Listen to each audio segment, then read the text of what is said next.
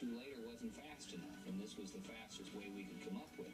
Despite the best intentions of reliability, the system ultimately failed on caucus night. We haven't been able to get very much out of the western part of the state, where we expect to be quite strong.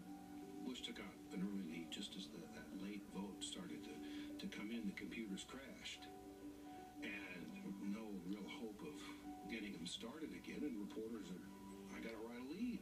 Bush won. Without them stopping the counting in some of these rural counties in 1980, we wouldn't have had the president. He wouldn't have been vice president. He wouldn't have been president. W would likely not have been president. Think how different American history would be had Reagan won the Iowa caucuses in 1980. I mean, the whole Bush dynasty never would have started. Did George Bush Sr. actually win Iowa in 1980? Factually, who knows? After the caucuses wrapped up that year and everybody moved on to cover the caucuses, CBS stuck around afterwards, did an analysis of the results from the Iowa caucuses that year, and what CBS found, at least, was, well, as far as they could tell, Ronald Reagan won the caucuses that year, not Poppy Bush. So, factually, who knows? But politically, it went down in the books that year as a win for George H.W. Bush. And that was huge. It was huge for him. I spent the day today watching contemporaneous news packages from the time about how George Bush's campaign got all this wind in their sails and all this newfound attention and all this new fundraising, all this media effort for him after his supposed win in Iowa. And in the end, in the Republican presidential contest that year, no, George Bush Sr. didn't end up winning. He didn't end up beating Ronald Reagan for the nomination. Reagan ended up becoming the party's nominee for president that year and ultimately becoming president.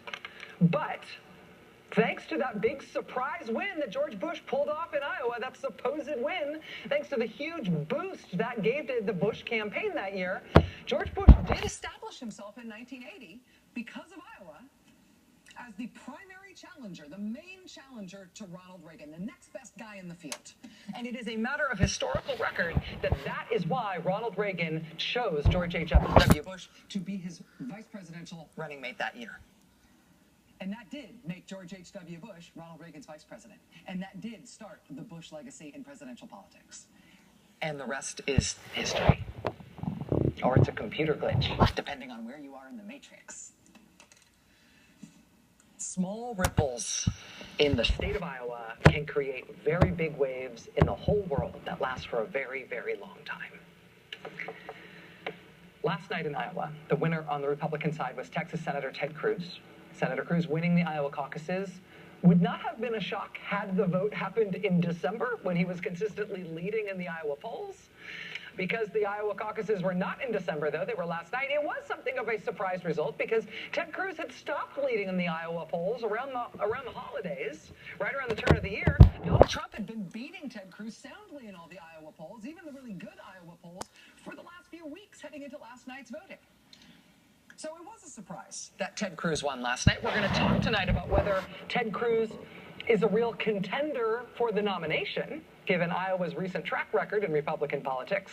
There's reason to ask whether or not Ted Cruz is just another Mike Huckabee, just another Rick Santorum, just another Pat Robertson type, a Republican who can win in Iowa but who has no real chance at the big prize. Iowa's recent track record of picking far-right, religious, conservative Republicans who don't have much appeal to the rest of the Republican electorate, that track record is part of why lots of Republicans question year after year the wisdom of having Iowa go first. But as this year's Iowa winner, we don't know yet if Ted Cruz is going to follow that same pattern. Honestly, personally, I think there are some signs that he is not a candidate like a Huckabee or a Santorum or a Pat Robertson. I think there are signs that he has a much better chance of going further than your typical far-right Iowa Republican winner, but we will see, and we're going to be talking about that evidence ahead tonight. Second place on the Republican side last night went, of course, to Donald Trump, who I think is suffering today from the letdown of high expectations.